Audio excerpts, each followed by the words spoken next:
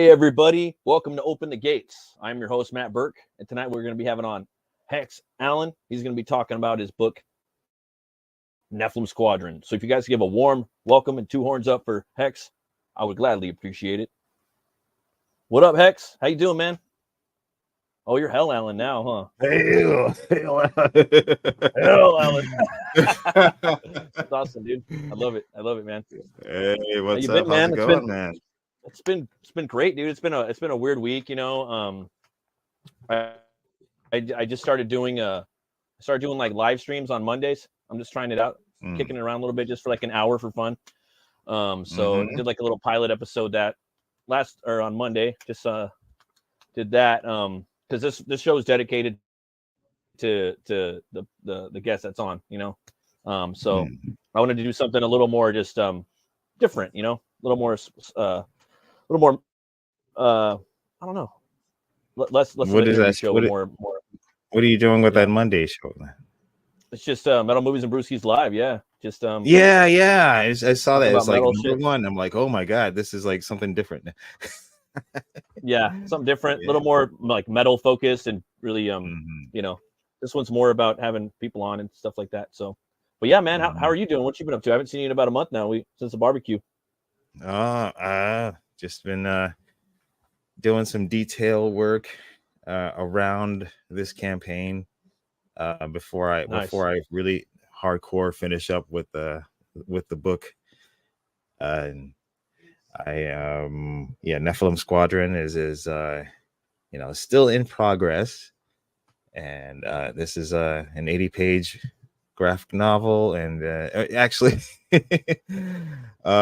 I guess I could reveal this now, but yeah, I'm lying about the page count. Is probably going to be a little more than 80 pages, as we all seem to do here.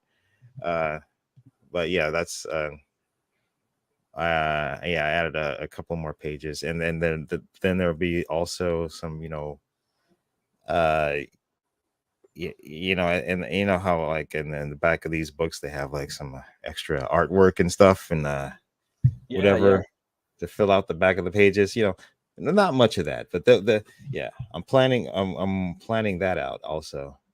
That's cool, man.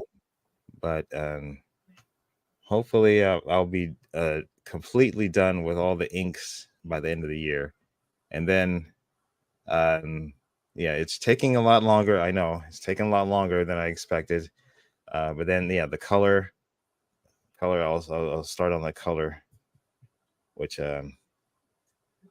now that I got my process down, shouldn't be as long as it took the first 36 pages, which is if you back the book now, or if you backed in the past, you can get I've released the first 36 pages in color online. Yeah. That's just awesome, as to appease people for now, you know, while they wait. You know, cool, I know because it's tough waiting on these things, and yeah. Oh, that's cool, man. You know, it's crazy when you learn different like techniques, you know what I mean, for your you know, for when you're doing your pages or artistic styles or whatnot, you know. For me, like like the coloring process it takes a while, you know. Oh, look at this. It's pretty nice, huh? Yeah, I got it. It's shiny. Pretty sharp. Down to the bone. No, I don't mean to distract you with my shiny head. Hey, look at this over here. Don't worry about my late book. Look at my shiny head. Oh, it's all good, man. You know. Yeah. But yeah, if anyone's concerned about the next installments of NEPHILIM Squadron, the pages are planned to be shorter books, and I'm promising that I'll have a big chunk of it done before I even launch. So I won't be taking your money before you have to wait a long time again. Yeah, man, it's just, you know, these books, you know, we're new creators. It's a new movement. You know what I mean? We're still trying to figure out how to do it. You know what I mean? Yeah, I know, and it stresses me out too. Yeah, and it's exhausting too, like trying to how to you're working on one thing, and then it kind of could burn you out on one thing. Like me now, I'm working on like three different things, and it might it might take me 10 years to fucking do them all. You know what I mean? But I don't want to work on one thing and get burned out on. I want to burn out on one thing, then jump to the next thing, burn out on that, jump to the next thing, burn out on that, then circle back around. Just keep doing circles. You know what I mean? And I don't know. I think that's going to be fun for me. And then, let's see here. I mean, I'm not saying it's not fun as an independent creator doing this. It is really a lot of fun, but you know, and life is already stressful as it is with other stuff. So this is just more stress. We crave it. Yeah, no, we love it. We love it too. But it's we crave the drama. Yeah. Well, I don't know. It's like a food you eat too much of, or something you love. You know what I mean? Too much of anything is not good. You need a break, even if it's your comic you love. Sometimes you gotta take a break sometimes and work on other stuff, and then come back to it, and then hit it hard. You know what I mean? We love it. Yeah. And we're nuts. I plan on doing this forever, dude. Like, hopefully, I know. I mean, sarcastic. This is the end game for me. Yeah, me too. As I once heard your boy Zach, Richard C. Meyer say, who was one of the people who got me into this whole thing. Yeah, me too. One of them. Yeah, he said, comics is the destination, and I truly believe that. But yeah, man. Yeah, I mean, well, if if that's your goal, yeah. But if my goal is not like a Netflix series or anything. Oh yeah, totally, man. Like, I just want to tell comics like in that format. You know what I mean? I might go bigger, small, or wide, or whatnot, but it's sequential art. You know what I mean? Yeah. It might be black and white, it might have color, but it's sequential storytelling, like in basically a comic book form. That's, for me, that's what it's all about. Yeah. Yeah. There's nothing like it. Nothing like the creation of it. Nothing like the end result. Yeah, like even the discussions around them. Oh yeah, 100%. And even like a pulp, you know what I mean? Like, you do something, maybe you do like a story and you just have a couple pictures in it. To me, it's like a slow sequence, a slow burn sequence. Pulps. I would be like down with doing something like that even one day. I'm not saying I would, but I'd be open to like maybe trying it. But like what do you call it? Like like kind of like what Thomas Patrick Parnell did with Zorro, or it's mostly prose, and then you have like some images. Yeah, I mean, something like that, or like I have this Solomon Kane book, you know what I mean, where it's pulp, where it's like every and like bam, splash page, or just every chapter you have one big image that's badass and kind of encapsulates that whole chapter.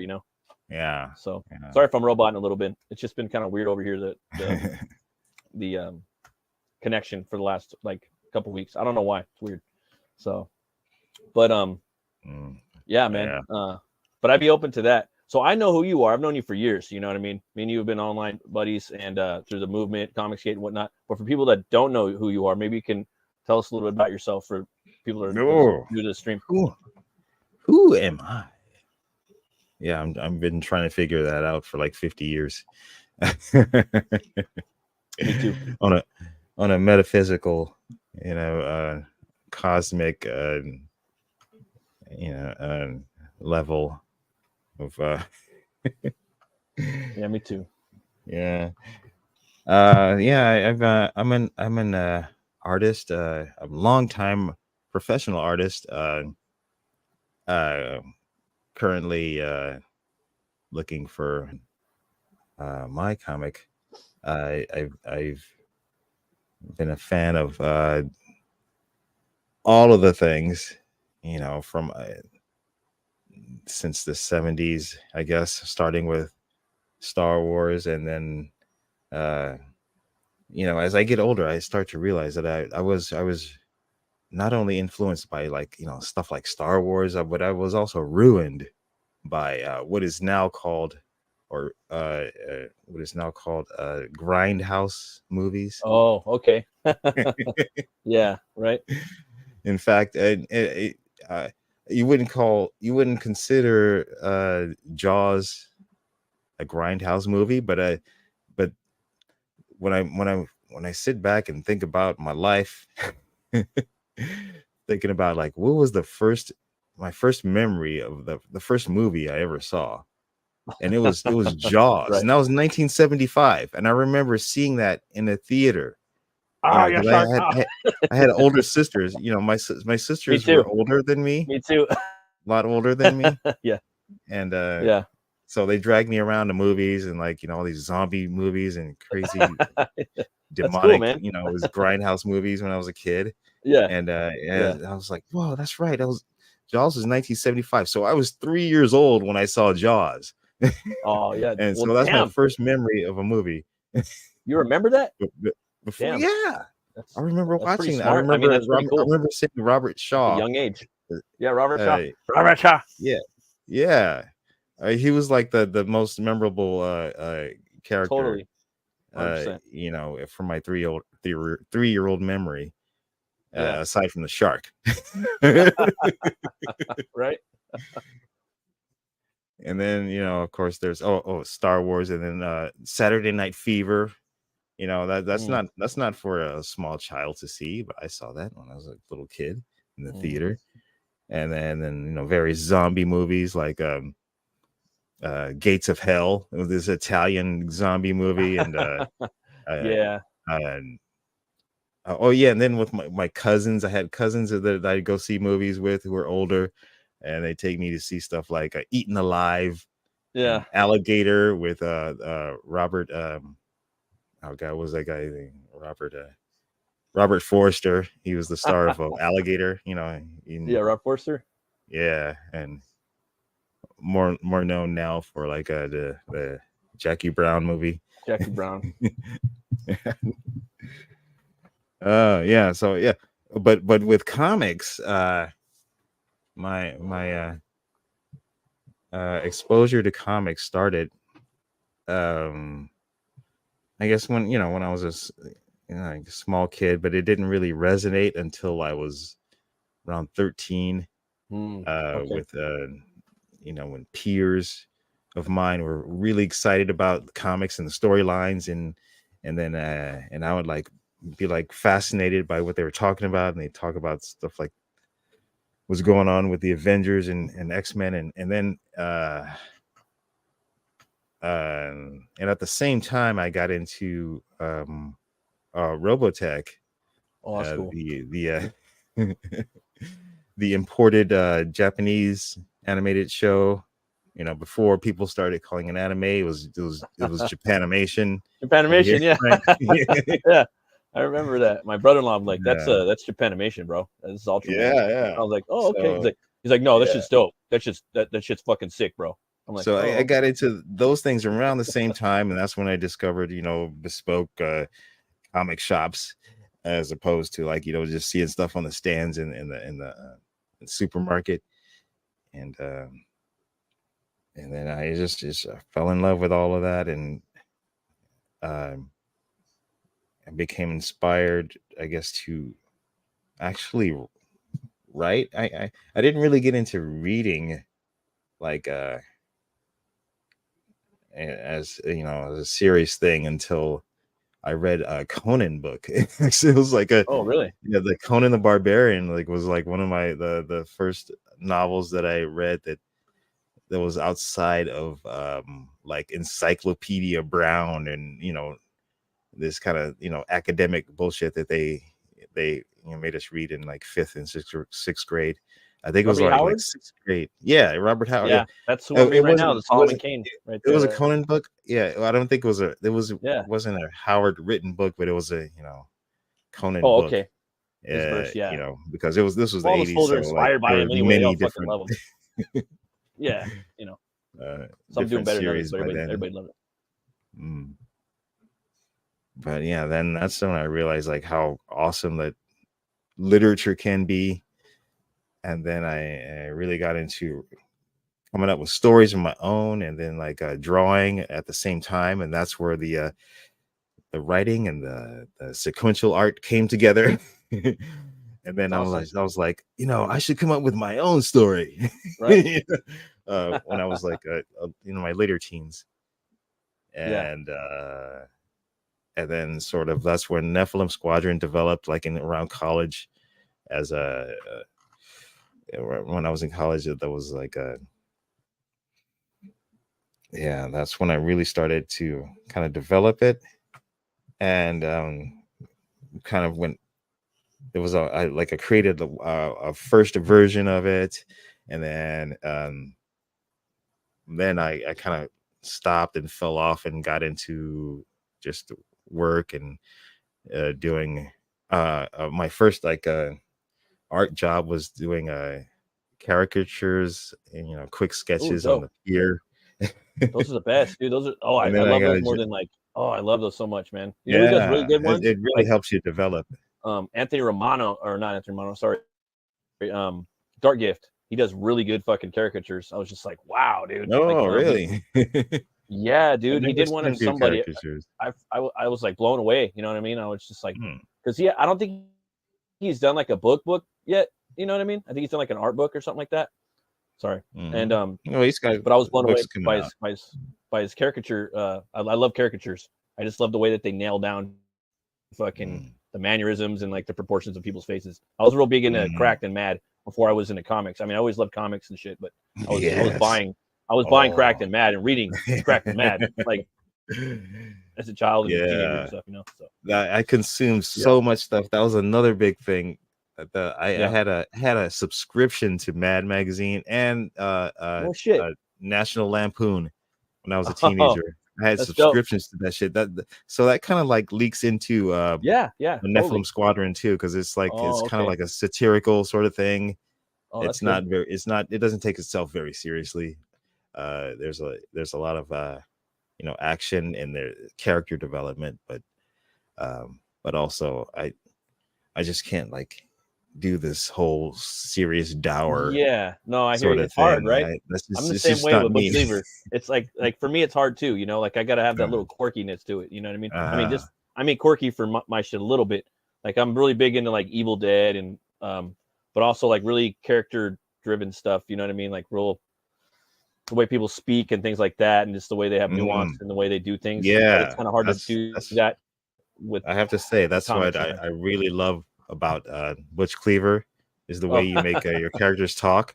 Oh yeah, like it's such a unique way of speaking, and then just the whole world, the whole universe you created it's just like this should be like a I hate going to this place where like this should be a TV show, this should be a cartoon. And I see it that way, and I know like you, if you know me, if you people out there know me at all, then you sometimes you hear me saying that that it's not my intention for my book to be a series or cartoon, but I've been watching that show Gen 5 is it Gen 5 on Amazon, the spin-off of The Boys. Oh, okay. Is that cool? Yeah, it's really good. I dig The Boys, man. That was fuck. I mean, I like my buddy Miguel. Let me read the first book. I was just like, whoa. They did this like as a movie or something, and then they did, but it wasn't the same. They kind of took them 3 seasons to kind of get in there. Sorry if I roboted a little bit, man. Thanks for what you said about Butch CLEAVER too. Right on. I would love. I mean, I ain't gonna lie. I fucking would love to see it as a video game or movie or a cartoon or something. I actually want to make toys someday. I want to make like He-Man toys style. Like it's hard to resist those thoughts, because I'm like I try to be a purist about comics, but yeah, me too. But it's just like I brought up the Gen 5 because there's this character, this girl who her power is she turns real tiny. Yeah, but her face, just like her whole presence in her face, the way her face looks just like Mecha Mahia from Nephilim Squadron. Oh, okay. And I'm like, oh my god, if I could cast Nephilim Squadron, and she would be Mecha Mahia. Okay. So when you draw your characters, do you have them casted like I do that now. I cast people for different things now because it's just easier for me to put out the scenes in my head when I'm drawing. No, some of them were based on like people I knew. Okay. But I used to like, do I like don't a wanna say 'cause compilation it's of like different you're not supposed to. actors, you know. But now I just go for one actor, and it's helped me out a lot, you know. It's helped me out a lot, you know. But sometimes like I'll be drawing a character and I'm like, damn, like this actor's better. Then I'm like, fuck, I gotta go back and fix the nose, motherfucker. Yeah. Damn. Yeah. But yeah, that's cool, man. So you were into like a lot of stuff, you know, growing up. A lot of different and then I, you movies know, and comics and stuff and Mad, you know. Yeah, very kind of similar to me too, man. Took it all in, you know. Yeah, and then I had some art and animation jobs, and then I got into the video game industry for a long time. Sick. For about that was That's like sick. for the past 12. Well, not now. It's not past 12 years anymore, but and then after that, I started like watching a lot of YouTube videos about, you know, I was working on I was redoing the comic at the same time, and watching YouTube, and then Same. not realizing that crowdfunding was the way to you know, get it out there, because I was like about to give up. Yeah, same. Like, yeah, like, Crazy. yeah. So that's how Yeah. I, you know, stumbled into the whole crowdfunding thing and Comicsgate, and Yep. this whole crazy crowd. Oh, it's cool, man. Like it's weird, you know what I mean? Like sometimes we throw the name community around. I always throw network around, but I don't give a fuck. Like it's a community. I mean, I don't say it anymore, but I like in my mind I feel like it's a community, and we fight and bicker and talk shit and hate and sue, and but it is a community. But it is also a network. And you know, everyone's out there and we're all fucking weird and making our books and stuff. I mean, I think artists are just very passionate, you know, and they're very writers too, you know. Oh yeah, that's cool, man. Yeah, Who were some all of your weirdos? Yeah, no, 100%. Who were some of your me too. Like I'm 100%. I'm weird too. Who were some of your influences as far as like art goes for your, you know, just who are you inspired by, and who were you are like, name some if you can. That'd be cool. I mean, it's tough. It's like, you know, there's a lot of people I like, but as far as like who's like an influence on my art, Yeah. I mean, I guess subconsciously, I'm always thinking that a lot of my characters look like Matt Wagner's characters, Grindel, even though I don't right? try to. I mean, he was like, because I guess because he was Matt Wagner was like one of my first favorites in the independent scene growing up, or not independent, small publishers. Yeah, I guess he was doing Grendel under the Comico label. Yeah. Or Comico. I hate saying Comico. It sounds like a video game company. It does. It sounds like Konami or something. like Coleco, you know. Yeah, or Calico. I say Comico. Yeah, Comico. Yeah, totally. But she's I guess there's also a little bit of, you know, manga influence. One of my favorites is Ryoichi Ikegami, who did the Crying Freeman series. Okay, I've heard of that. And the Psychic Girl. It's kind of a realistic sort of style, but very, you know, you can tell it's him, you know. Yeah, he's got his own artistic signature style. That's dope, dude. I love that, you know. I feel like I mean, I want to get good, but you know, I'd like to have a style someday, you know. And also Mobius and like people like Zoran, what's his name? Oh god, the guy. Were you into the whole like BD stuff growing up? Too? So you like Philip Drouillet and whatnot? Yeah, Philip Drouillet and Mobius and fucking Zoran Janatov. Do you follow What is that dude that does? I think his name's Ralph Meyer. He does Undertaker. It's a I don't BD know. book. I'm It's a not familiar Western. with that. Fuck, that dude's solid, bro. Like, oh man, I Yeah. love the. I haven't bought it, but I Mm, love a lot of the BD stuff. I just like I want to get a lot of it. I mean, I love their mm, style too, man. Like just like their printing style. I love like how they're. I love like just the whole thing. I love the whole thing mhm. about it. I love the way that they're Yeah. treated over there. They're treated with so much Yeah. respect. They're And it's big over there, dude. And I love the different sizes I and know. shapes of the books. They have fun with it. Yeah. I don't know if I'm like gonna do like a big size like the Bandisane size, the Yeah, larger format, but I'm right. like into the more of the just the attitude and just the creativity and just just the freedom of thought. So sort of like I can kind of see that that in your work, like comes from the way those. Yeah. the way you draw some of your stuff. Yeah, I try to do that. That Definitely, I can see all those. even though it's like the you know regular Western comic book format. I mean, I like Yeah. that size because it just fits with everything else I have. You know, Oh, it does. And then like and I've I don't talked want to it like like to shop be owners. separate from like yeah. Yeah, I don't know what is and it's like they like say like the sizes. it I don't is. And need then it to I be. If talked to a I lot of different shop owners, and they're like, dude, don't do anything, don't do that French shit. Like, dude, comic book side, they don't the customers, they don't fucking want all that stuff. And I'm like, yeah, mm, but but they got a mm. point. You know what I mean? They really do. Yeah, I never once thought of like doing a large size, like large format like that. I mean, Yeah, I have I own a lot of those, but that's because yeah. What do you do with them? Where do you stick them? Because like the story that's the main thing. It's like, supersedes the size. where do you put them at though? That's like they're saying like for me that Mm, for them that was the main argument to me was like where the fuck do you put them? You get these big BD mm, books and or whatnot. Like a lot of customers mm, don't want them. Don't they complain about them. Like they were bringing a Black Label a lot. You mm, know what I mean? Like that's why Black Label stopped printing them that size. Now they're normal size. Like the new mm, Grandpa Batman book. It's normal size. It's not big like the fucking Bermejo Dick mm, Batman book. You know what I'm talking? It's just mm.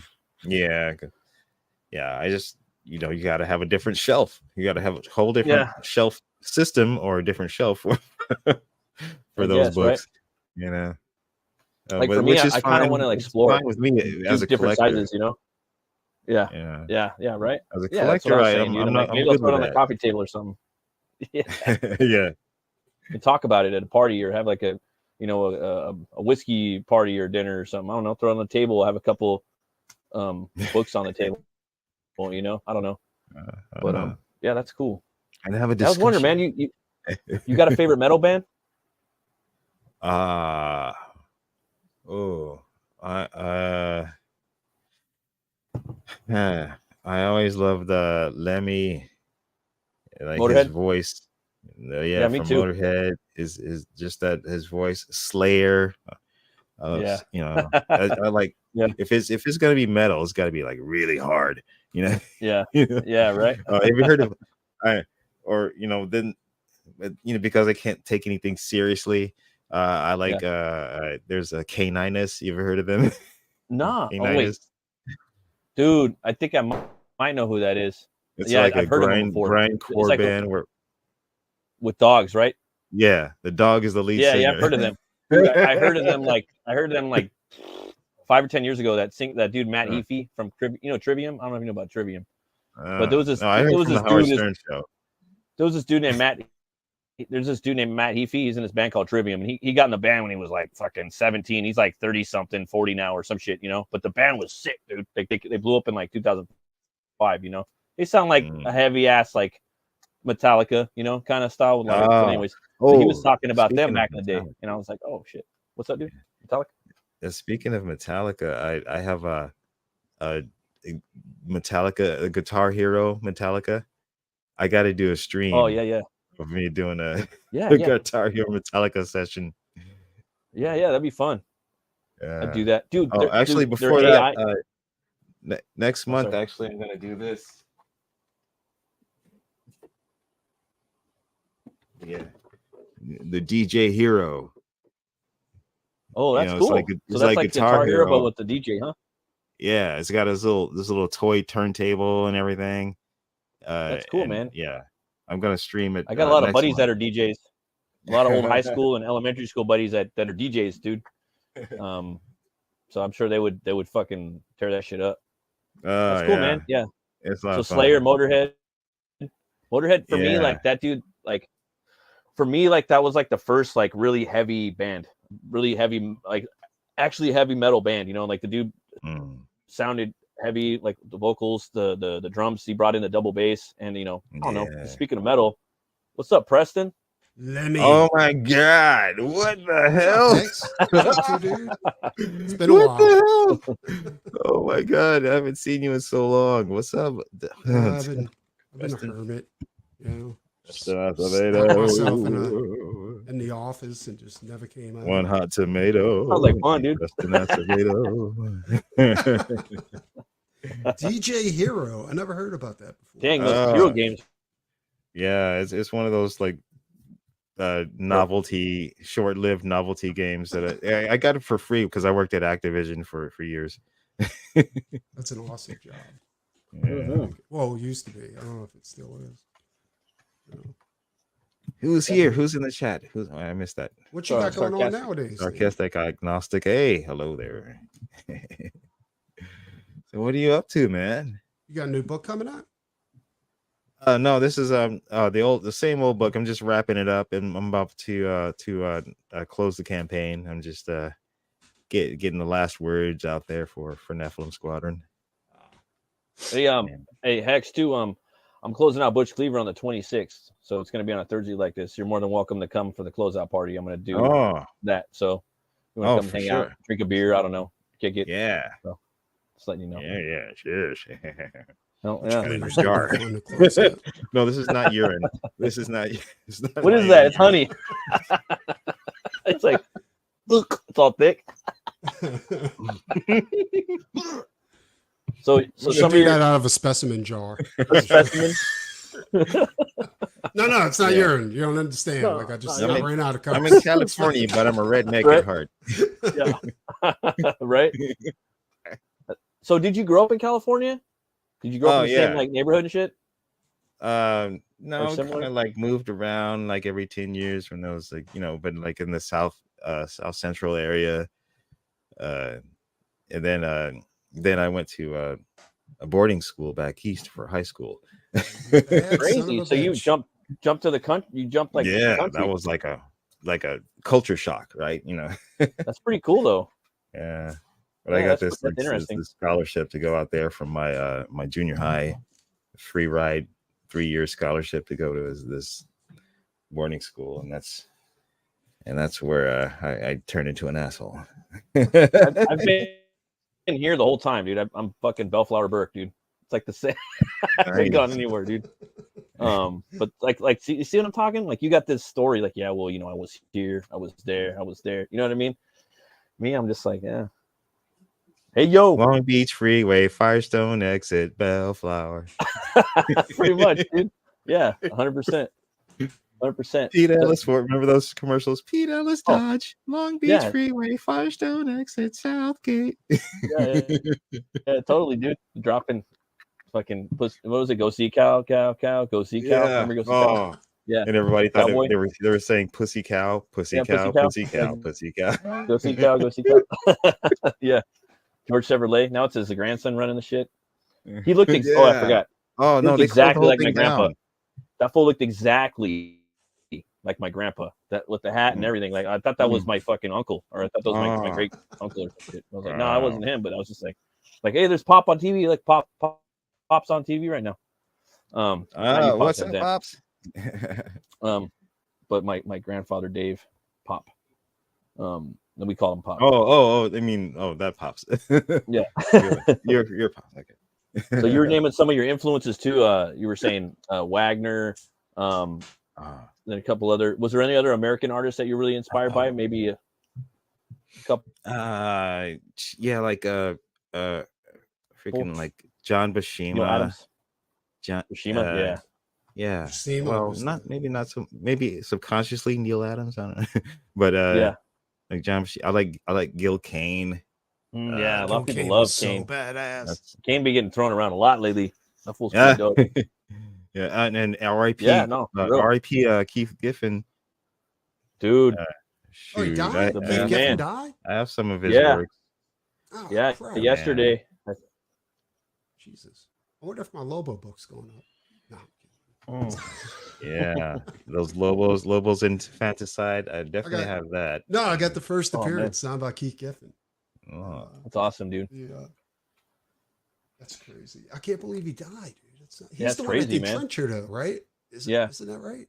Yeah, Trencher. Trencher was so good, dude. The artwork on it was insane. I never read it, but I saw the artwork a lot, and I was just like, wow. And like a lot of the fools online too, like Rich Ayala, he's busting it out. Like, I seen you on TikTok, Hex, man. You're dropping some sick ass fucking drawings on there, like Spawn versus Venom. I'm like, that shit is dope. Like that shit, the shit that you want to see. Like Ghost Rider versus fucking, Swamp Thing, or you know what I mean? Just like the matchups, awesome. like the shit people want to draw type shit. You know what I mean? Yeah. It's cool, man. It's good to see you on there. It's old rehash, but yeah, I'm just now getting on TikTok. Me too, man. Is it worth to get on TikTok? Or? I think so, but I mean, it's just hard, like putting out new content. You know what I mean? Like I hit it pretty hard because I had some banked up content, but I'm trying to just work out a schedule where I'm doing stuff that's kind of makes sense. You know what I mean? Work on my book, work on something else, work on a piece that's just straight up fun. Like I'm gonna draw fucking Gary Oldman as Dracula or something. You know what I mean? Maybe do like a little video of that, and then put some metal on it, drop a TikTok, make it a YouTube short. Yeah, that's the worst thing for me right now is finding time to do shit that's fun. Yeah, exactly.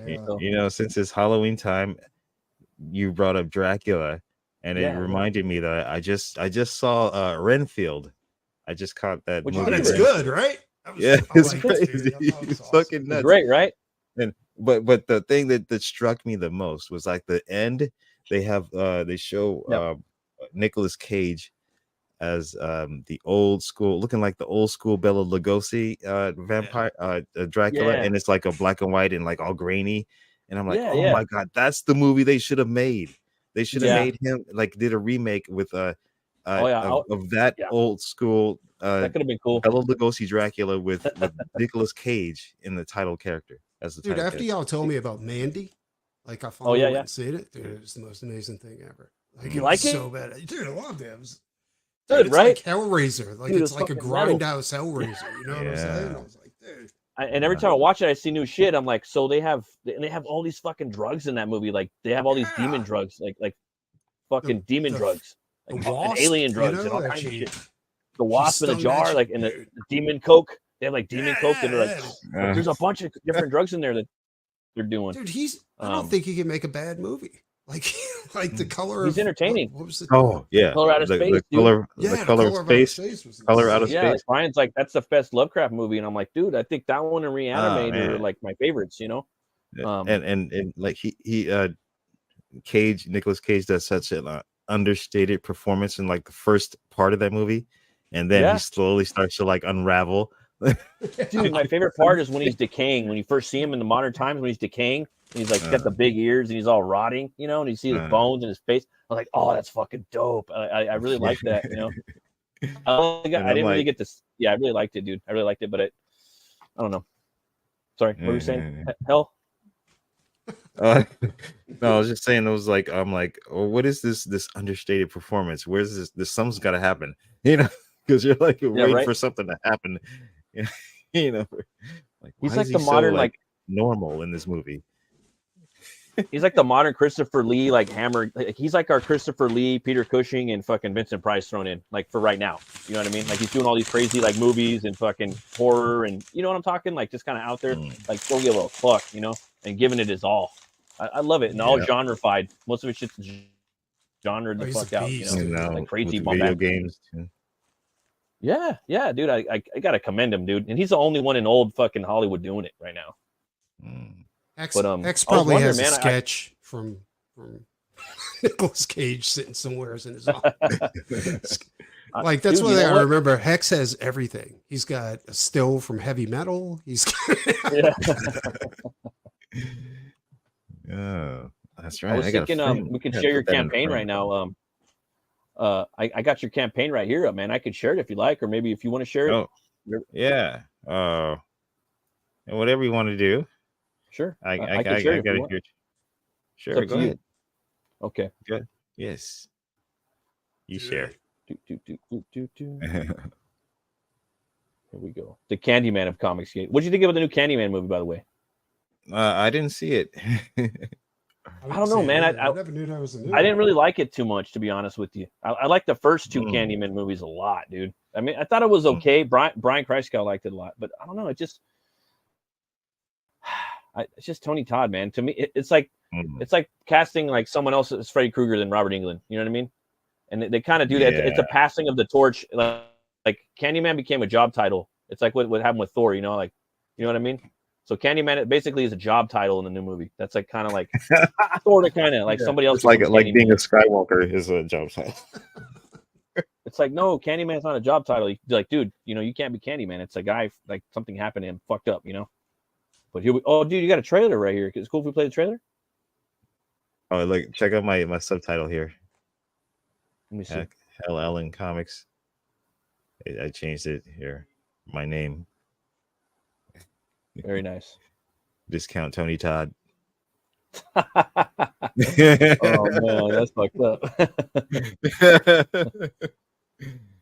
Oh yeah, that's the old trailer. That's the old loud and obnoxious trailer. And oh yeah, you got that's another the, one in here you'd like me to play? Let's see. Yeah, if you scroll down, you'll see that there's a link to the latest trailer where you can see this one right here. Yeah. Here we go. That's the for people who back or who have already backed this campaign, you have access to the first 36 pages online in color. Yes. Oh. Is it popping up? Let's see here. Hold on 1 second. There's no nudity. Well, there's nudity in the book, but not in the trailer. Let me find it real quick. I want to bust this trailer out real fast.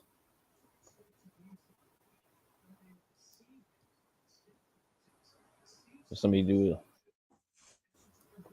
go around real quick. Mm-hmm. This is highly Pop. Here we go. You ready? Ah.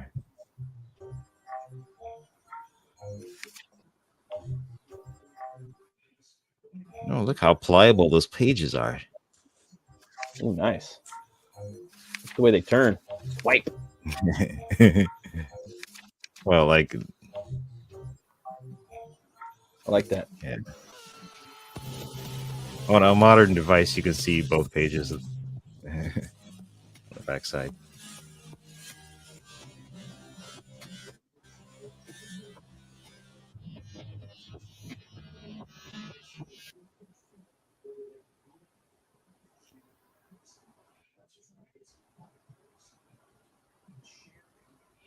Mm-hmm. Mm-hmm. Awesome, yeah. All So right, yeah, let me show you like this is probably smoother.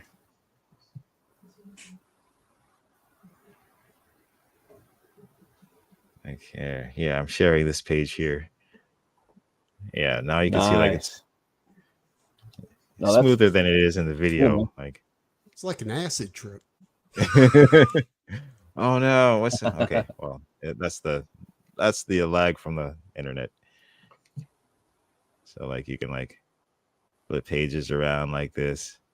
I'm not going to show much more because I've already shown enough pages. So, and this goes out to every backer, right? Obviously, so they back a tier, and then you send them the email. Fully colored and you'll get a PDF if you want to read a PDF. You'll get that too. But I hate reading That's PDFs, cool, man. and I feel like if you're gonna read some, I hate reading stuff on screen. But I hear that this is the digital versions of comics are like, the kids love that stuff. Do they? So here you can like flip back and forth, and look at that. That's cool, man. It's like a real book, but it's on the screen.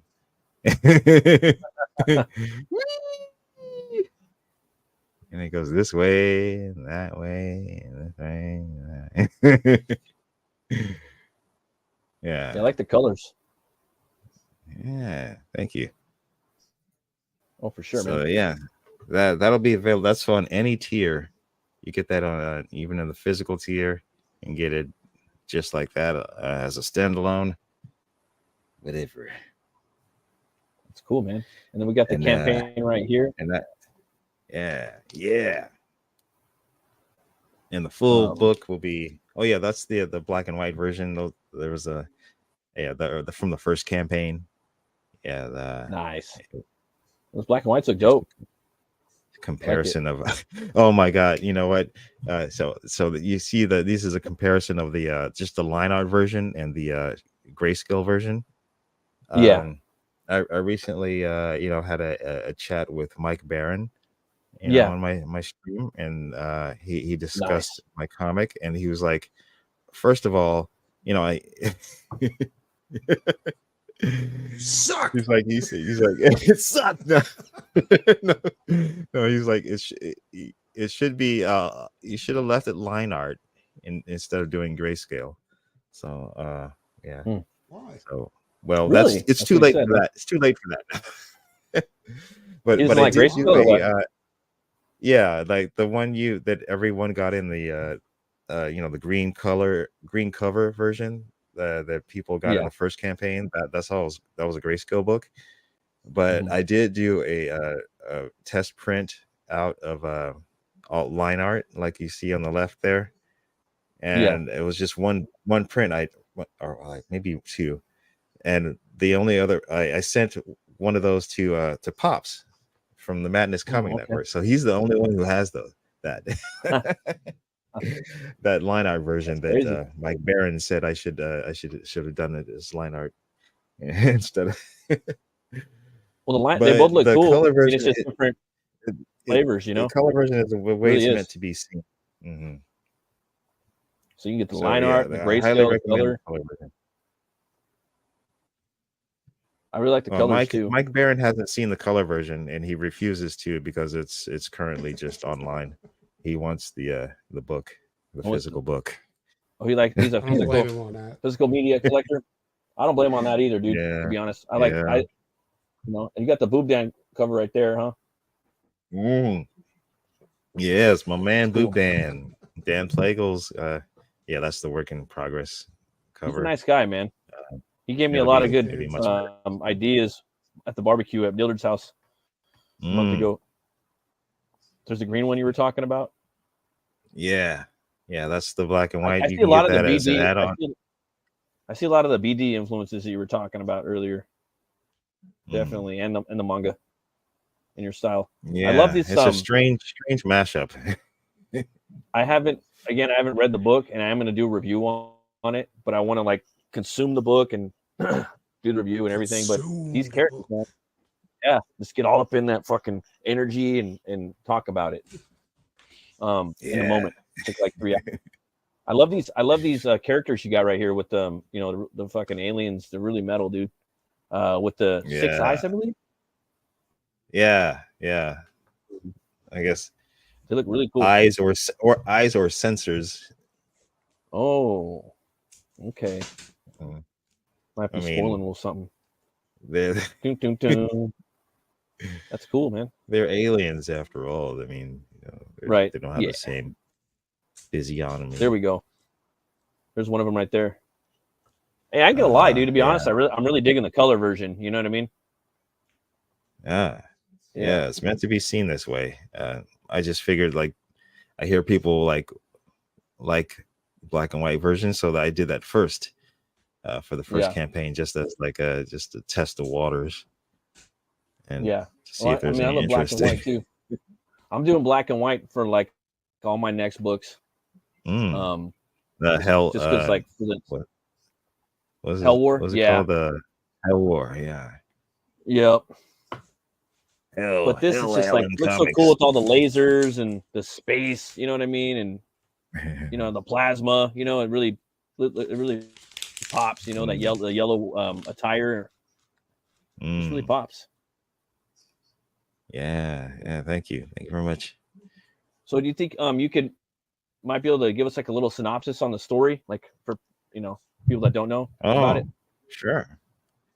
Yeah. Well, it's the story focuses on the personal journey of a clone pilot, which is Teru Kaufman, in his desire for a soul while trying to penetrate the scheming of a planetary dictator. And all of this happens while human civilization clashes with horrifying aliens in a struggle for survival. In a nutshell, it's like Top Gun meets Heavy Metal Magazine, or like Avatar with testosterone. That's pretty awesome. And the characters are like living. I try to make the characters like living, breathing, dynamic people, relatable people, not like archetypal, statuesque, expository machines, that use the reader as a sounding board, Yeah, exactly. Like where they have, they don't go everything by the book, basically, with your storytelling and like the way your characters are and the way they speak and whatnot. Like she'll have a little cellulite or something like that, or oh yeah, there's like, oh man, I don't want to say. Yes. There's like, instead of female characters like, validating each other, they're female characters saying you're fat, basically. Yeah. Oh, I got to be careful. I can't say basically because I heard Mike Barron was like saying like, don't say basically. Oh yeah. Dude, I love his writing videos now. Like, don't say basically anymore. I love his writing videos. I got to go back and watch. He has a bunch of new ones now. He took a break for like 6 months or some shit. Yeah, he's but they're little quick, like 5-minute videos where you sit in the chair with a dog talking about it. Good. You're dropping some knowledge, man. I take note on all that shit. Oh, it's Pumps back. Hail, Davey. Pumps back is here. Oh hell, how's it going, man? He was at the barbecue. Yeah, I remember. Thanks for that comic, man. Yeah, still got to read that one too. Unemployment, that's some good stuff. Yeah, I like the art's sick in there too. He's like, he's pro level. And then again, we got the standard cover right here, huh? This is the featured tier, Down to Earth. Yeah, that's standard is back as the featured tier. That's a good price, dude. Yeah, you get your sticker, you get your digital version, and your sticker and the bookmark and a pin. And I'm not sure if we're gonna make it there yet, but at this point, but there's stretch goals. But yeah, cool, man. And then the next tier, we got the PDF. Yeah, holodeck. That's cool, man. And that's awesome too for people that are like in, Australia, they're overseas. They don't want to spend all that money on shipping, and now you get the digital colored version of the book, like popping. It's a great deal. Yeah, $18. There's already 14 people have claimed it. So, okay. You got some Nephilim Squadron sketch cards. Those are badass, man. You have some examples right here, but then there's more down below, I believe, right? I don't think so. I think those are all the same. Those are all okay. I thought sketch cards go like crazy. Oh, here we go. Like people love right here. cards. Yeah, these are cool, man. Yeah, it's a good price, $23. Ones, yeah, these are awesome, dude. I love your. Yeah, they're great. Yeah, that's a good price, $23. Usually, it's a little more than that. I've seen them for. Yeah, I try to be reasonable. Yeah, man, that's cool. And then next up we got the Marcos variant. No, Macross. Yeah, Or Macross, sorry. The Macross, the movie. That might be before his time. Yeah, probably. Yeah, that's the anime, right? Yeah, but that Robotech was based on. Yeah. Yeah. Yeah, Robotech was one of the very first Japanese Oh yeah. animes that came over. It was like That's one of the best. It was so badass. Big influence. Big Got the- influence. And I Got try the not to Plagal like. Milky Way variant. The Milky Yes. Way. There's Plagals. You got the standard It's cover. fun. That's It's fun awesome, coming up with these names. right? Like when you're setting up your tiers. I was having fun Mhm. too when I did mine as well. Yeah, definitely. Oh, hey, Red Dress Press. It's Sugar Chris. Hello, Sugar Chris. Hell, what up, Chris? Me and Chris are like opposite times. He's always streaming when I'm at work, like in the morning, and then I'm here at night. I know, and I've been trying to get to bed early, and I sleep like 4 Right. hours a night, 3 to 4 Sleep late. hours a day, night. It's crazy, dude. Yeah, I gotta stop. And then next up, we got the let's see here, Heavenly Bodies 2. So that's a bunch of tchotchkes in there. Yeah, that's without the trade dress. You know, the virgin covers. That's cool. Yeah, The Virgin Heavenly Plagal. That'd be the Bodies. one I would pick up too, man. I like that. I mean, if there's ever a Virgin cover, I'm probably gonna pick it up just so I can see the art more. You know, that's cool. You offer that, man. You got you can get a sketch card with the Macross variant right there, Galactic. Oh here. yeah, that's right. That's the Don't forget to sketch pick that card. up. And you got that's nice, man. Like you're getting moving a little bit of everything on here. It's cool. Yeah, I'm very, very grateful that anyone is interested at all. Oh, it looks fun, man. The book just looks fun. All right, you got the retail pack. Retailers, you know. Yeah, retail. I gotta reach out to some comic shops right here. Dude, man, you got it, man. This retail pack before it's you gotta done. Go up in there and be like, hey, you know, you got you know, a lot of them are selling manga. You know what I mean? Tell them, you know, if you like manga, you might like this.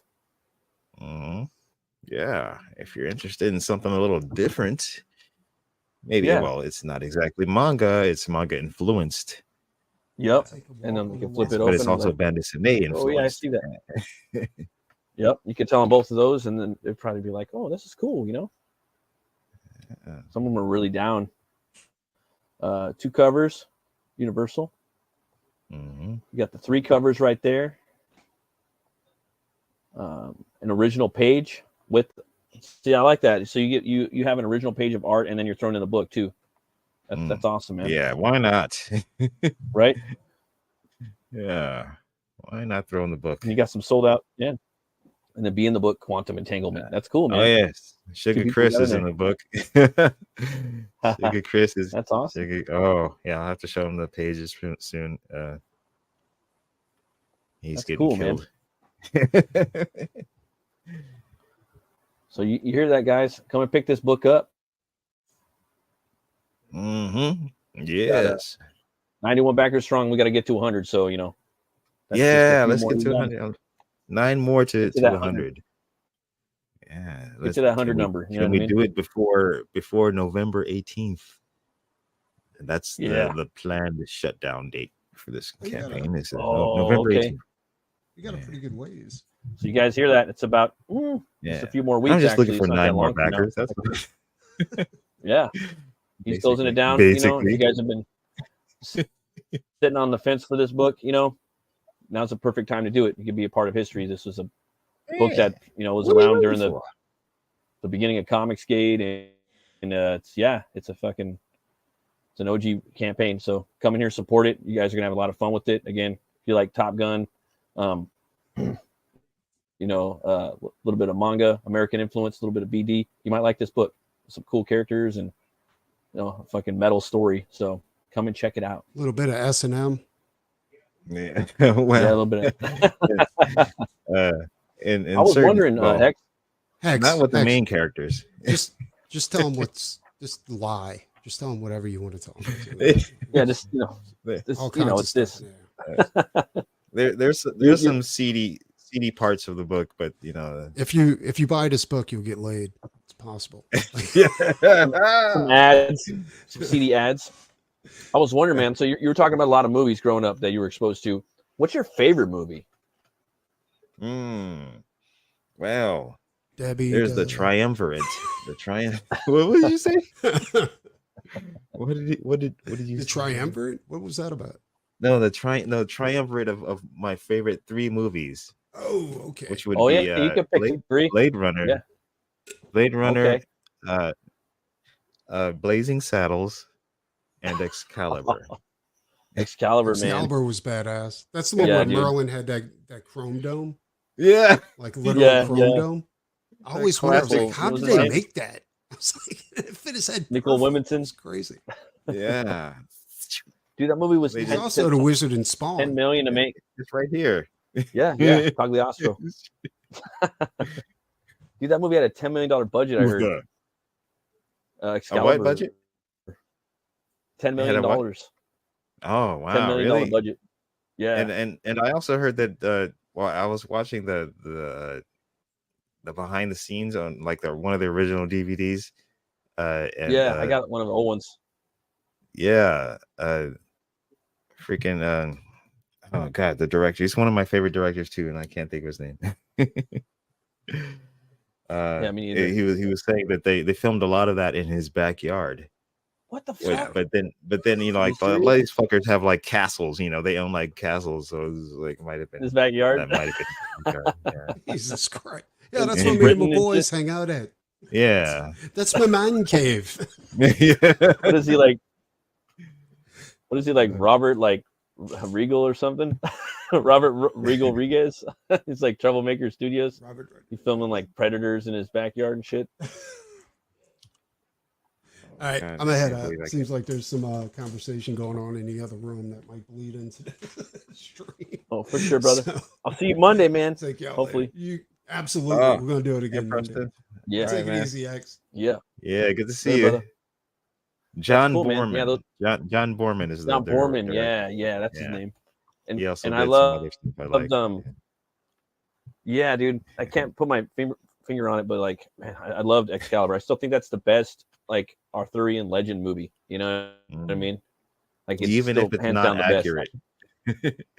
Even if it's not none of them are accurate, really accurate. I mean, accurate to Yeah, what? I Though? would You know say what I it's mean? the most genuine, if genuine, if not accurate. I mean, do you mean accurate to like history or accurate to like to legend and myth? Yeah, to like history. Yeah, Okay, history. because It's not like so like accurate. my second favorite is King Arthur, the one by Antoine Fuqua with Clive Owen and Stellan Skarsgård Oh, and Ray God. Stevenson and Mads Oh Mikkelsen my and God. Owen Grufford and Keira Knightley, Holy like this all-star cast. Fucking Whoa. Ray Winstone, like that movie slaps. Stellan Skarsgård, that movie, All like right. so many people were like, "Fuck that movie." They never watched it. It's kind of a slow burn, a little bit, you know. Yeah. But dude, it's fucking dope. It's such a good movie, All and right. it's now I gotta watch it. I didn't know. I didn't realize all those people were in it. and it's historical too. He's Artorias, Mm. and he has the Sarmatian Knights. You know what I mean? Mm. And yeah, it's his best movie for sure, hands down. Antoine's and Clive Owen. He's fucking dope in there, dude. And also Stellan Skarsgård. It's his best movie too. He plays this evil Saxon king. Well, I mean, they're all. I mean, are they evil though, or are they just people of their time? You know what I mean? They're like, you know what I'm talking? Like, it's just like It's a matter of so, like, perspective. and it's fucking crazy too, man. Like, he gets off the boat and he's this big like Saxon dude, you know, and the dude's like trying to fucking, you know what, to the lady, you know, he's like, we don't do that. We don't breed with these people. What would that make? Half people. Like, and he like stabs some dude and kills him and shit. Like right there, I'm like, oh damn, this shit's fucking crazy. But you have to watch the director's cut though. So don't even fuck with the theatrical. It's not even There's more gore. Like it's way better. It's just yeah. So I like that one. I mean, you're in Arthurian legend, probably right a little bit. Oh yeah, I mean, I don't know. Like I don't know like the fine details. Yeah, yeah. I know the basic Generally, like layman shit too. Yeah, yeah. I'm not like fucking, when it comes to that. Yeah. I mean, I know about like he has a son, and then he's got the cup, and there was another movie too I wanted to watch called The Green Knight. I don't know if you saw that one. I saw that was that. like a newer one. Yeah, Was it pretty cool? I've seen that. Because one of the homies online was like, "This shit's whack. This shit's whack. Don't watch it." And I respect the fuck out of this fool, so I didn't go see it. Well, it's more. I figured artistic. I'll check it later. Like I'm not. Yeah, it's very artistic. It's very more artsy. It's like, yeah, it's like art house sort of, but with a big budget. I think it is definitely worth. It's worth watching. It's definitely worth seeing. Yeah, for sure. It looked dope. Like, and I just like fantasy in general. Like I'm down to watch fantasy and that type of stuff. It's good in that way. It's just like it's good that it's like, but I don't know how like how accurate it is to the legend or this particular segment of the legend. Like I remember watching like First Night with Richard fucking Gere, like the only like action movie I could think of. He's playing Lancelot, and you got Sean Connery. Like I remember that came out, and I was just kind of bored with it. It had a cool looking Camelot, but it was just like, So I waited and waited, and then just so because like growing up, I watched Sword and Stone. I love that movie as a kid. That's my favorite Disney movie. And Excalibur too, and it was just like. Just nothing could really match that. The only thing that came close was something that was just brutally badass, and that was King Arthur, And I was just like, oh, this is from Antoine Fuqua, the guy that did fucking Training Day. I'm like, okay, this should be fucking gritty, if anything. You know what I mean? Because Training Day was fucking. Yeah, I didn't even know he was behind that. Yeah, I was like, this fool gets down, So I was like, all right, this was gonna be gritty, if anything. And I remember they were like pushing that movie in the theaters. Like sometimes they would have a movie that wouldn't be like. They would kind of have like a behind the scenes thing playing in the movie theater before the movie started, not the trailer, but they were doing that. Like, this is the King Arthur movie you've never seen. Like, they're really pushing that shit. Like, he's a Britannian and half. He's half Britannian, half Roman. And he's on the whole movie takes place on Hadrian's Wall. There is no Camelot, so it's a little different.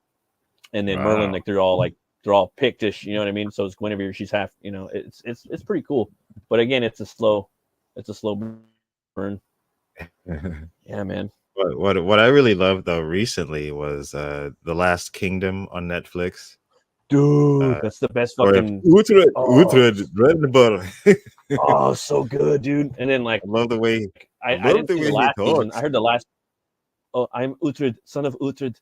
And like that first season, like the first 3 years, fucking 4. The first he gets the sword made in that first season, gets a blacksmith. Like, dude, this like some video game shit. This like some Zelda shit, motherfucker. Like he gets the pommel made, like customized, and like it's probably the best Viking show. It's like arguably the best Viking show like we've got. Like that and like the other ones too. But then the new one, I heard the newest season got kind of woke too, and I didn't watch it, So I watched like up until like season 4 or something like that, but it was just a good show, man. Like you could really get into the world and like really live with those characters, Yeah, and the very last season was really sad, though. It's just like I was genuinely sad. You know the guy's gonna die. Oh, really? Because you don't go through all these freaking battles and at some point, die. And he's based off a real guy. Like, but the way they handled his death was just like, oh, I was almost welling up with tears there. You were like about to cry because it was so bad, like the way how bad they did it dirty, right?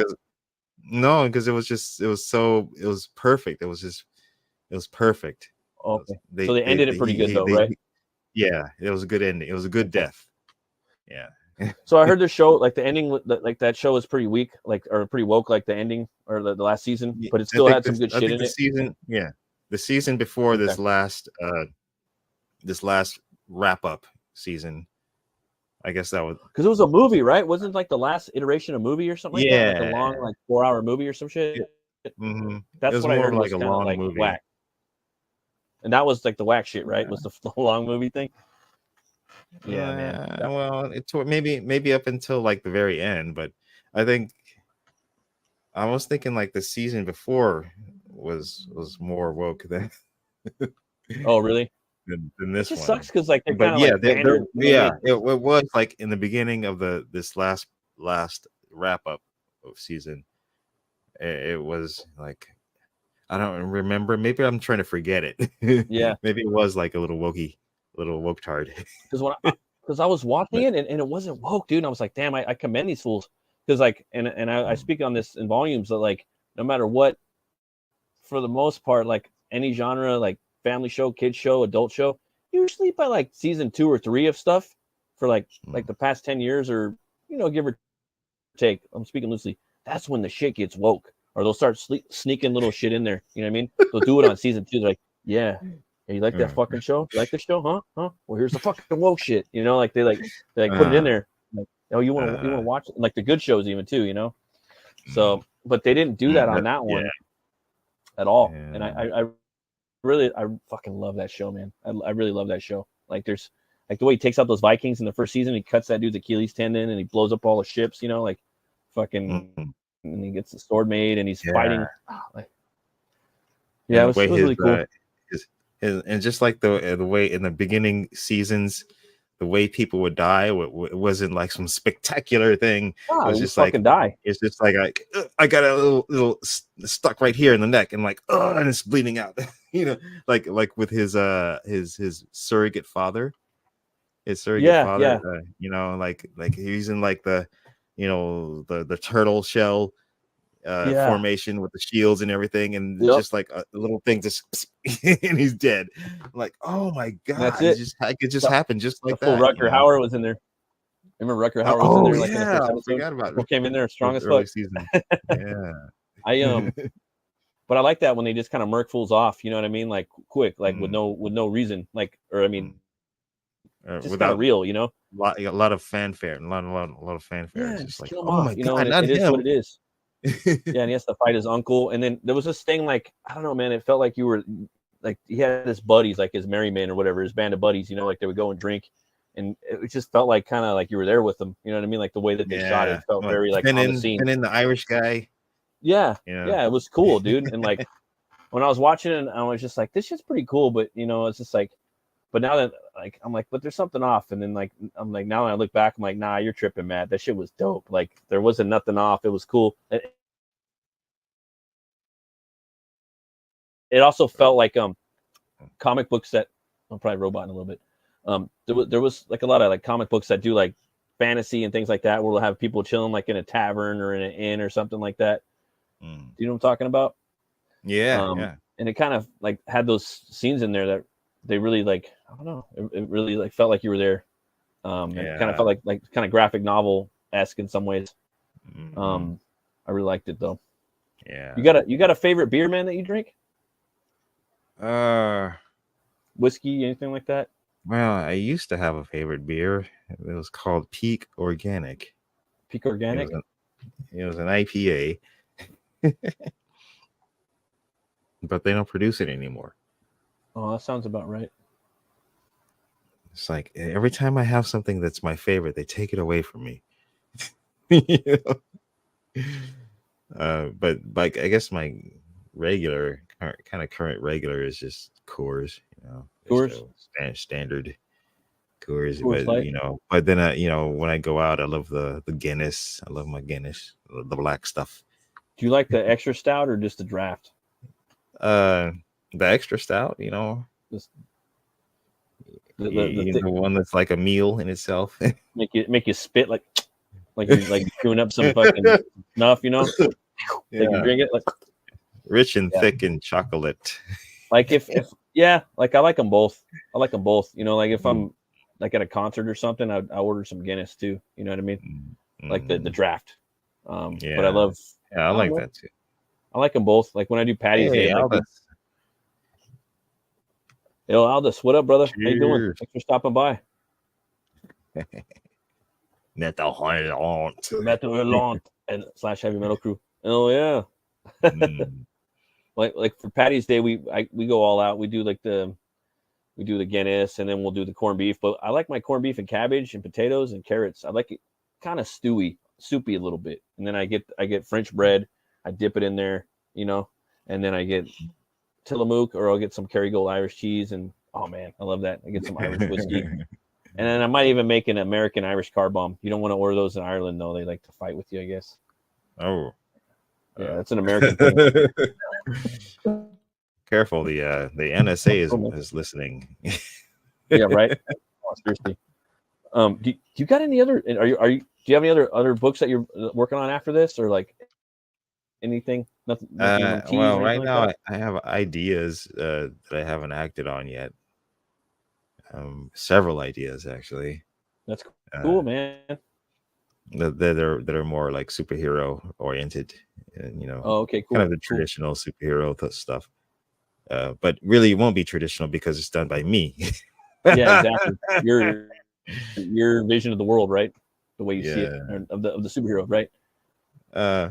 I guess. I mean, I guess I'm just thinking more along the lines of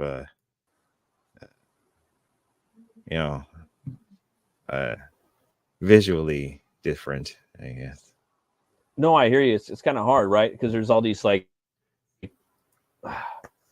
iconoclast images and imagery and capes and flying through the city and punching the ground hard when you land and punching through buildings, and like everything's been done, you know. Like for me, I was just kind of like sick of it. Like I didn't want to see it or nothing at all. But now I'm just like, damn. Like sometimes I get in the mood where I want to see these, like The Boys, and I want to see Superior, and I want to see things that are kind of like the dark version of the superheroes. Sometimes, you know, or Invincible. You know what I mean? Magazine size is the format to go. I disagree. Go from your experience. Yeah, I agree 100%, man. I do like the bigger. I mean, for me, I do want to go like bigger format. I'm gonna experiment with each. Hopefully, if God willing, I'd like to experiment with different sizes and stuff like that. Like the BD style. You know what I mean? Because I think it lends itself to like the Iron Age and Comicsgate audience. Like they're into the boutique, different size format. You know what I mean? They're down with that shit. You know? Yeah. It's kind of cool, man. Like you could do these big pictures, you know, and kind of let the brush go or whatnot, you know. I don't know. Yeah, and the good thing is we have the support, you know, like people are willing to support that kind of weird shit, you know, like that, you know. Yeah, dude, and they're down, dude. Like people, like, you know, as long as your shit's like not some crazy like outlandish goal, you know, it's like 3 maybe 4 G's or something like that. I don't know, 2 3 4 G's something, you know, and like you really get behind it, and like you deliver, and you're really passionate about it, and you feel like, you know, people are down to get in there and help you out, you know. You've got some skin in the game. Let's see here. It's a magazine box, boards, bag solution. Not a big deal. Yeah. No, he's right, man. Yeah. Or just put them on shelves. Like, put them on shelves, drop them on the coffee table, you know. Separate shelves for those sizes. Yeah. I have to go and like organize all my comics, and because I have a lot of like backed books, right? So every crowdfunded books, you know, I got like maybe a couple hundred, I don't know. But I keep them in the Gemini mailers. I never take them out. You know what I mean? So because I want to keep all the tchotchkes in there and save them for, you know. I don't ever take. I have a lot, and so I stack them. I have racks in my garage, like fucking. You know what I'm talking about? Like those big racks that you'd have like somewhere. So I'm trying to like organize and inventory everything right now, because I don't want to take them out unless I'm going to make like a battle vest. It's got a patch in there, or I got some stickers I want to slap on my car, like, you know what I mean? So I have to do that, but that's hours of work. And I don't know, man. But I do like, I don't know, like a lot of people just want the books, you know. They don't want a lot of stuff, but I ain't gonna lie, like if I do get a bunch of extras in there, it's cool. You know what I mean? Even if I'm just, it's for 5 minutes of me saying, oh, this is cool, man. You know, I still think it's cool. I have like a separate Christmas box for like 30 for the tchotchkes.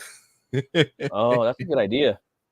Maybe break it down into like tchotchke like genre, you know, like sci-fi tchotchkes, and then like Western tchotchkes, and superhero tchotchkes, and then horror tchotchkes. I don't know. I mean, I'm serious. I'm not fucking around either. I'm just like, damn. Or maybe bags. I don't know. It's something to think about. Or Tupperware. That might be a good idea for the tchotchkes. They get some P-Touch, line those up on the shelf, boom, boom, boom, and then start like labeling the shelves of what they are. I don't know. It's all about. I don't know. It's crazy.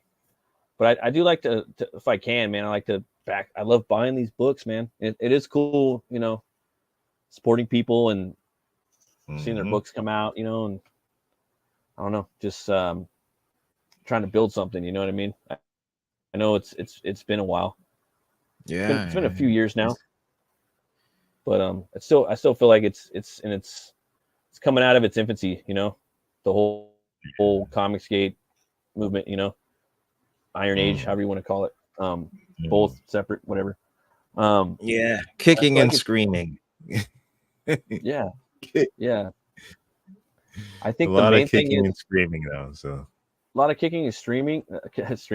I think the thing is though, like we got to fight a little bit. We got to argue a little bit. You know, and I'm speaking blanket creators. They need to coexist together, and they just got to make comics and fucking fight or whatever. But we need to simply keep doing it. You know what I mean? Right. Yeah. That's the main thing. At the end of the day, like, dude, don't stop fucking doing this shit. Like, keep doing it. You know? I don't know. Like, there's this new, I think it's called Ghost Factory. It's like a lot of. Have you heard about that? It's this new publishing company. Like, they're through Image, but it's a bunch of new like. Sounds familiar. It's I think it's like Jason Fabok.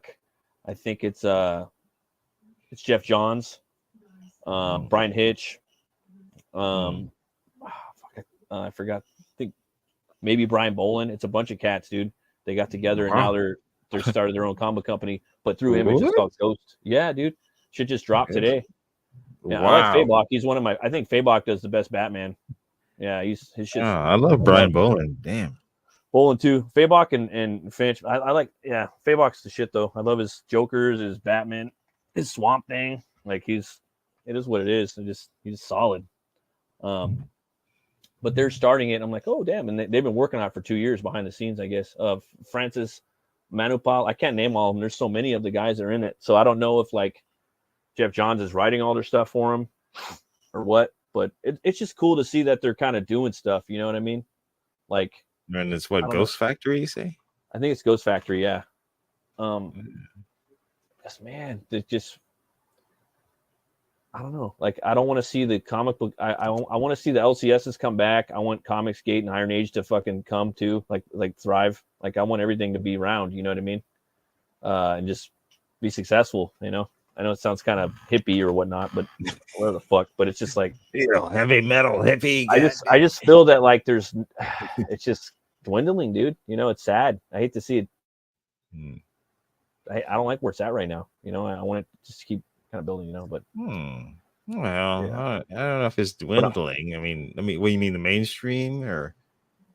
Yeah, I mean we're doing okay, like this movement, you know.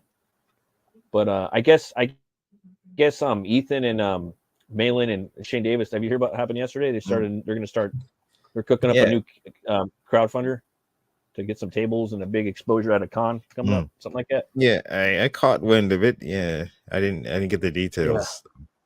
Me neither. I just got the basic spiel, and I was just like, yeah, that's cool. You know what I mean? Like, definitely, like a lot of people do not know about it. You know. It would be cool for them to know about it, you know, like what has been going on the last fucking 5 years, you know, all the books that are out. There is still a lot that are available, you know, that people might like, you know, or they might fucking like it, dude. You know, like maybe some of the books aren't polished and perfect, but they might get in there and say, hey, this is fucking a lot more fun than the shit I'm reading right now. This is a new creator. They're not really that professional, but there might be something here. Maybe they'll get better after a few books, you know, and I want to keep reading comics, you know, and I don't know.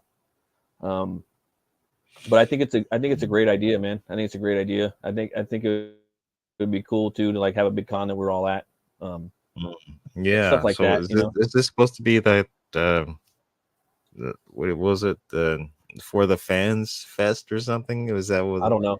I don't think this is replacing that, or is this something different? No, I think this is something totally else entirely. I think that they're going to be at a con and they need to crowdfund a big statement for each of them to be there, and they also need to fly out some people like Anna, Cecil, Mandy, and I think they need to do that to just make a statement dude. Like you have to make statements for things, you know, even in like business, retail, you have to make fucking statements for people to come in and buy it. You know what I mean? People to see it, you know, you can't be like, how much have a, like a little fucking, like, what the fuck is this? You know what I mean? Like, no, you gotta fucking, you gotta go in there, you gotta drop your shit down, you know, and otherwise don't even fucking do it. So you have to go in there and make a statement. So they're crowdfunding a statement basically at a con. So they need a big table, they need big fucking banners.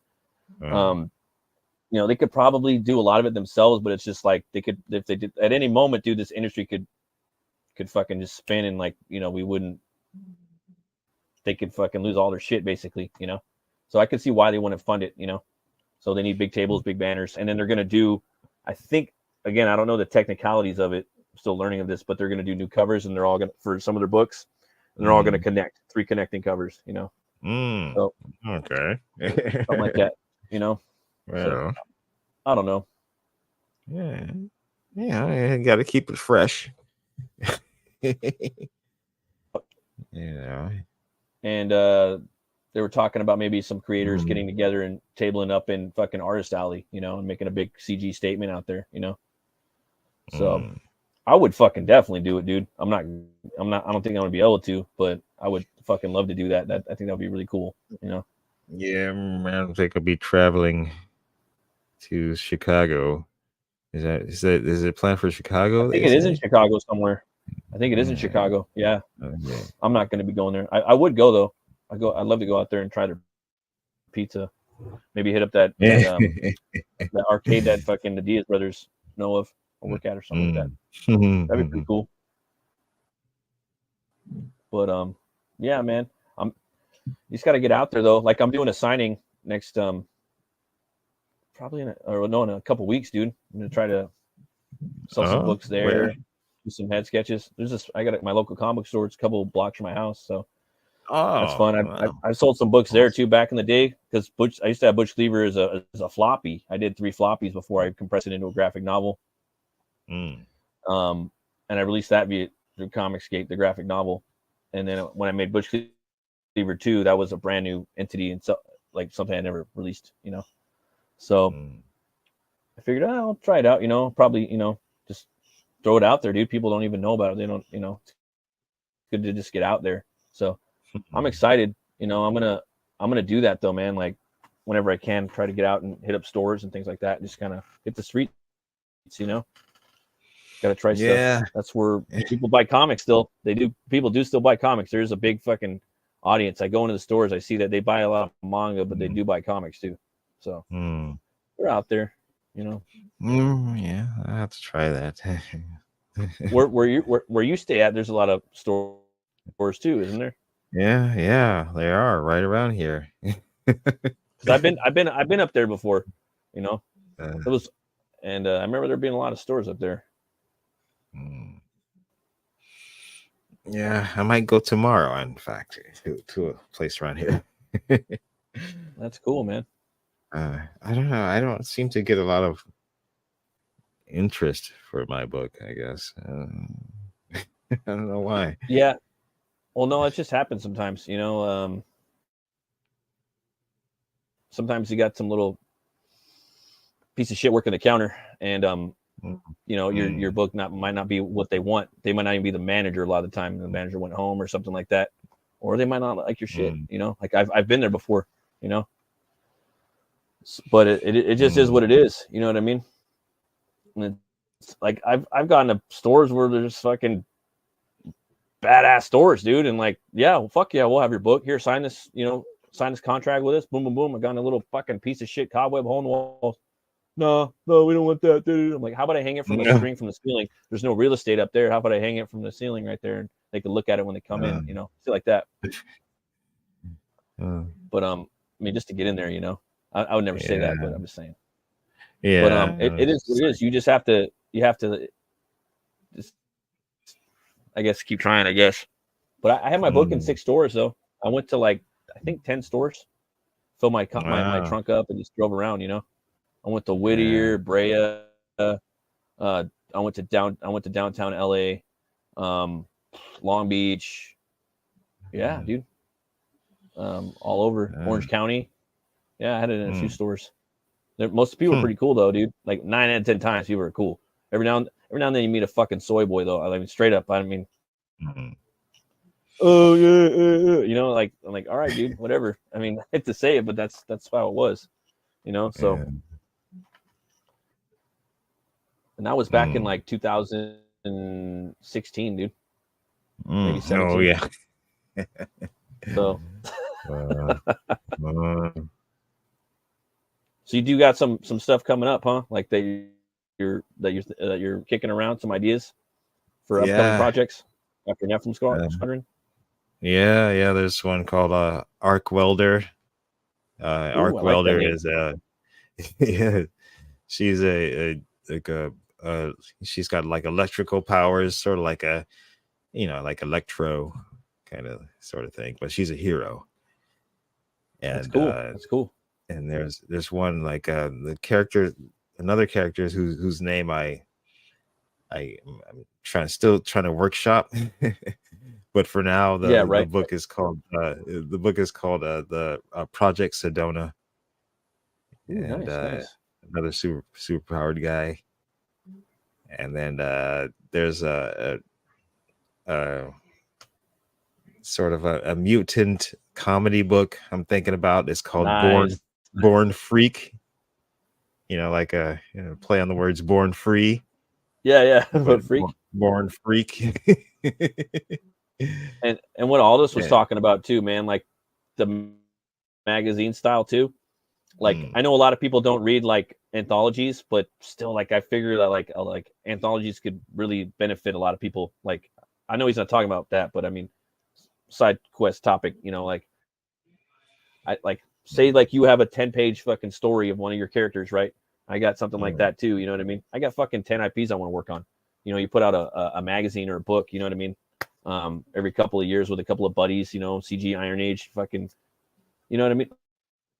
Like me, I fucking love anthologies. They're the shit, dude. You know, I crack a beer. Yeah, like, you know, I'm watching like like you know, always laughing read at anthologies. yeah. I don't see and the problem. I backed some anthologies. Yeah, I don't know, like, you know, I don't know what it is. Like I fucking love them. Like I don't know. Like Tales of Nova Terra. That was a barbarian one that Rob Schaefer, Passion for Drawing, put out with Preston and the Diaz brothers. I got that. I can't wait to fucking read it, dude. I'm like, dude, this is the shit, you know. And it's big format. But I think that would be so cool if we had more of that in like our space. Oh, man, yeah. But I you know, I know that the Comics Week guys do that with their stuff too as well, which is pretty dope. Yeah.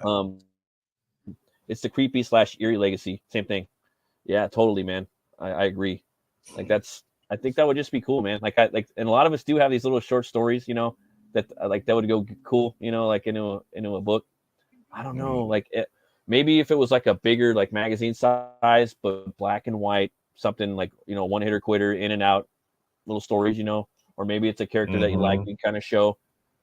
I've been thinking of some ideas, some type of stuff, you know. It's got to wrangle some like people maybe together. Like a spin-off character from Butch Cleaver or something.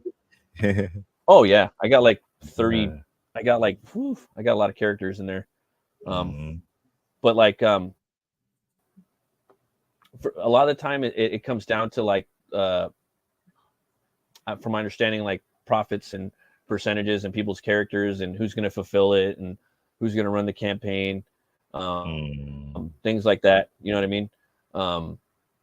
But for me, I'm just like, let's just split everything equally. That's how I would run it, I guess, probably right now. And just one person just has to do the fulfillment, I guess. And if it's like something you would want to do, I don't know, you'd probably have to take turns fulfilling it. So if there's, you know, 6 guys, all right, you got it this month, or you got it this year, you got it next year, blah blah blah, or something. I don't know. Or you work on it together. A great number of creators in the space need to cut their teeth on shorter, fair books, doing longer books. Yeah.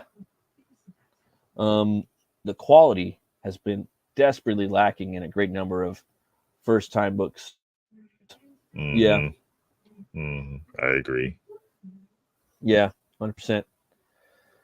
You got to try to, you know, spend your time on it. Do your best. Hire an editor, maybe a proofer, writer. If you know, maybe you're I don't know. Those are some things. But yeah, the anthologies are pretty cool. It's just trying to get people behind them. You know what I mean? That's kind of the hard part.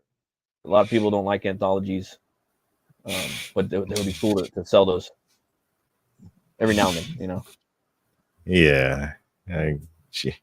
Well, yes, not everyone is like me, so I enjoy a good anthology. No, I do, man. I really like. I get a kick out of them. I mean, we used, and then Mad magazines. We used to read Mad, fucking heavy metal. I have, Yeah, love those. Tales from the Crypt. Has to be worked out. Definitely got to be in black and white, though. That's like a good way to do it, I think. Yeah. Sure. See? Oh, yeah. Well, I guess that's why I'm not doing it. I still enjoy it. I want to get into the weed shops, dude. The head shops. I think that's a great spot for like horror and like sci-fi anthologies. I want to go to the bud spots. I tried to I try to cut out like deals. I left a card at one of my dispensaries.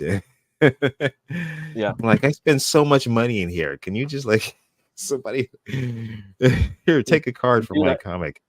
Record stores, like I had my book in a record store. I went to record stores. I was gonna hit up tattoo parlors, head shops. I just started thinking about that. And that's perfect for anthologies. These dudes fucking smoke a bowl and they fucking, you know what I mean? They're reading all these cool stories. Boom, you're on to the next one. Hit it and quit it. Boom, on to the next one. Yeah, I feel that's the best way to read a good comic. Not to drink. I feel a lot of people in our scene drink a lot and then read comics and then they miss a lot of stuff. Yeah, it's I highly recommend you slow down and smoke a bowl and yeah, I can see that. That way you can really drink get into after usually for the reading. Most people don't read what they buy as is. Even more difficult to get them to read multiple stories. I'm like, why am I worried about people talking about late books when they don't fucking read them anyway? When you get you read them like, dude, there's a lot of people that don't read later. Dude, like in the whatever in the network, I'll just call it that. Sometimes I'm gonna say all these fucking names or whatever and hashtags. A lot of people don't read them, dude, or at least don't do reviews. I wish they did. Please read mine. At least tell me like that. Should I even bother? Keep going? Yeah, please. Yeah, no, that's tell me. Yeah, like that's something will help, because if they care something about it, like if they don't like something, then maybe it's something you should look at, and if they like it, then maybe it's something you should look at. You know what I mean? Because they obviously have time out of their day to do that. Obviously, you got to take it. You got to take it with a grain of salt, depending on who it comes from. But you still, if 3 people are telling you the same thing in the story that they got a problem with, you might want to look at it. But yeah, man, that's cool. I'm glad you got a bunch of stuff you're cooking up, man. I know I am. Yeah. Let's see here. All this. Most people should be happy their books aren't being reviewed. To be honest, lots of the soft people that can't take the critiques offered. I can take it. I'm a grown man. I can take it. Right. That will be awesome. Yeah. No, it's true. A lot of people can't. I've been taking criticism all my life. Yeah, me too. I took my book to a couple people, like at cons, a couple big name artists, and got some critiques on the spot. So that was cool. Try to take notes and change what I can. Same on the first campaign that I did. Try to change it on the second one. Try to change it on that. Just trying to keep up in my skill level as best as I can. Yeah, man. But yeah, man. Yeah. It's all we could do, really, Well, shoot, man. Thanks for coming on, man. I really appreciate you coming on. Yeah, it's been a while, and I'm so glad we could catch up, and so glad I could see you live, a few weeks ago. Right? It's different when you see people in person, right? They're like fully rendered. And... dude, you're tall, dude. You're a big old dude. Oh you're my like god! Fucking, what are you, like 6'2" or something like that? 6'1", yeah. 6'1". Yeah, See, you're not so small yourself. Oh yeah, right. So you're not so small yourself. right. And you're in HD. You're in 4K or 8K HD. HDR. Right. You too, All right, Aldous. Thanks for take it stopping by, easy. brother. Thanks for stopping in. Oh yeah, brother. Thank you. Aldous came in and he was in one of my first shows with him and Steve Dye. That was a fucking awesome show. Gotta have him back on too. I want to go on his show, The Gutter, too, soon once I got some cool stuff to talk about. Yeah. Yeah, man. But yeah, man. This weekend I'll be at the Red Valkyrie Underground auction. Oh, nice. You gonna be selling some pieces? Yeah. Nice. Hell yeah, dude. Oh well, they're not here right now. They're like, yeah. I'll put them up on social media before the. Whoa, sorry. No, it happens to me all the time, dude. Yeah, for sure. Yeah, probably tomorrow. Shoot it to me in like a DM, dude. To get that, start promoting that. Got to get these artists. Hopefully, get them some. Yeah, that'll be Saturday. This money, Saturday, and I'll be on the late stream, I guess. It's never too late for us, though, right? Because we're on the West Coast. Yeah. I guess it's like we're getting kind of lucky, right?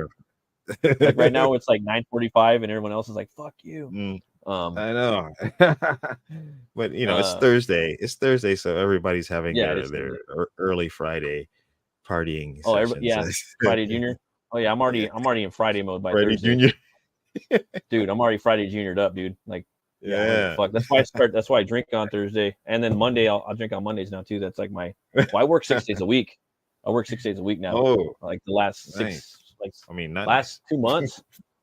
Yeah, no, that my new job offers overtime, so I'm just like, fuck yeah, I'm there, bro. You need me, I'm there. Yeah. You know what I mean? I'm a worker bee. So yeah, if I get in there and so yeah, man. Where can people find you at? You can. I'm looking for some more YouTube subscribers. Actually, you can. If people can go ahead and subscribe to my YouTube channel, it's free. That's Hex Island Comics on YouTube, and I'm at Twitter or La X, as I call it, La X, which is Spanish for X, Spanish for the X. Man, you're funny, man. You're hilarious. And that's Hex _Allen there, and Hex Island Productions on Facebook. And that's I'm on TikTok and Instagram also. Yeah. Hell yeah.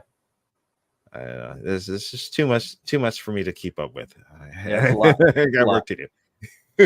Well, I hear you. You guys I need a manager. Right? Give me a manager, man.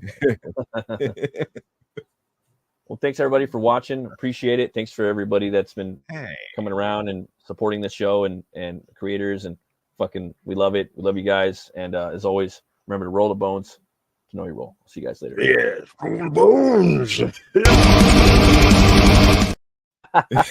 bones.